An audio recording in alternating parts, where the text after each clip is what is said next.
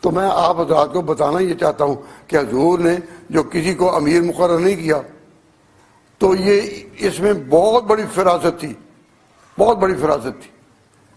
تو آج ہم اس اجتماع میں یہ کہتے ہیں کہ نبی پاک صلی اللہ علیہ وسلم نے اپنا جانشین سیاسی طور پر کسی کو مقرر نہیں کیا۔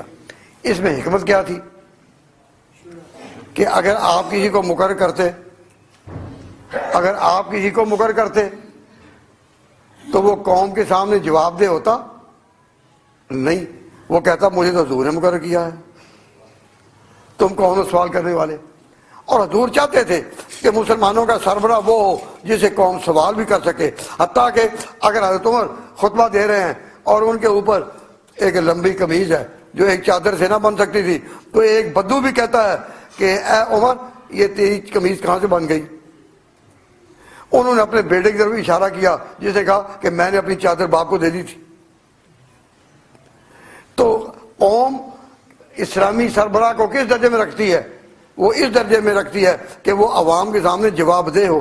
اور اگر حضور خود کسی کو مقرر کر جاتے تو وہ جواب دہ ہوتا، وہ تو کہتا تم کون ہو، تم کون ہو۔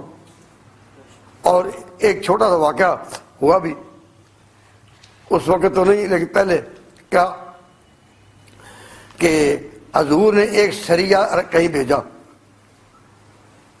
کہیں لشکر بھیجا، اس کا ایک امیر مقرر کیا۔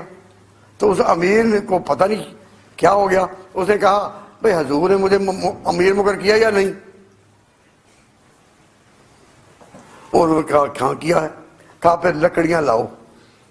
تو ایک وہ لکڑیاں لے آئے تو ایک بہت بڑا میدان بنایا گیا جس میں لکڑیاں تو امیر نے کہا کہ اب اس کو جلاؤ اور جب آگ اچھی طرح روشن ہو جائے تو اس میں کود جاؤ سارے۔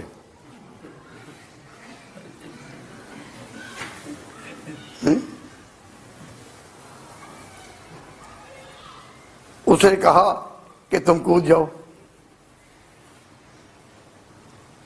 اب کچھ آدمی ان میں ذرا شعور والے تھے، انہوں نے کہا ہم نے تو پیغمبر کو مانا تھا آگ سے بچنے کے لیے، تو اس کو مان کر بھی اگر آگ ہی ہے تو ہم نے مانا ہی کیوں؟ تو یوں کرو حضور سے جا کر پوچھ لو، اگر تو حضور کا حکم ہے تو پھر تو جانیں قربان کریں گے۔ تو حضور سے جا کر پوچھا تو آپ نے فرمایا کہ اگر تم اس آگ میں جا پڑتے پھر کبھی نہ نکلتے، پھر کبھی نہ نکلتے۔ ہم جو امیر مقرر کر دیں ان کی اطاعت انہی امور میں ہے جو کتاب و سنت کے مطابق ہوں۔ انما الطاعۃ فی المعروف۔ اگر تم اس آگ میں جاتے پھر کبھی بھی نہ نکل سکتے۔ تو میں آپ حضرات کو بتانا یہ چاہتا ہوں کہ حضور نے جو کسی کو امیر مقرر نہیں کیا تو یہ اس میں بہت بڑی فراست تھی، بہت بڑی فراست تھی کہ جس کو مقرر کیا جائے، امیر مقرر کیا جائے تو قوم کے سامنے جواب دہ نہیں ہوتا۔ اور آپ چاہتے تھے کہ امیر مملکت جو ہے اور خلیفہ جو ہے وہ قوم کے سامنے جواب دہ ہو۔